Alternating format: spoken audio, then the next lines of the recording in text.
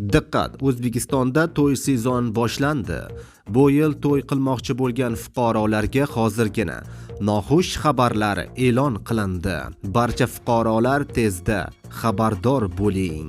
Assalomu alaykum hurmatli tomoshabinlar, tezkor yangiliklardan, birinchilardan bo'lib xabardor bo'lishni istasangiz, videorolik ostiga like tugmachasini bosib, kanalimizga obuna bo'lishni unutmang.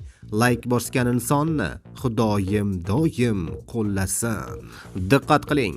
O'zbekiston Respublikasi Prezidenti Shavkat Mirziyoyev 21-aprel kuni korrupsiyaga qarshi kurashish bo'yicha yangi farmonni imzoladi.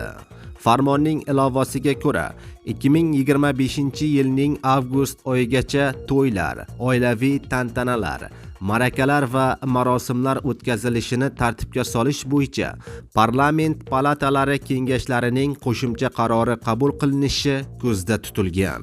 Bundan tashqari, to'y, hasham, maraka va marosimlardagi isrofgarchiliklarning oldini olishga qaratilgan targ'ibot ishlari ham kuchaytirildi, deyiladi xabarda.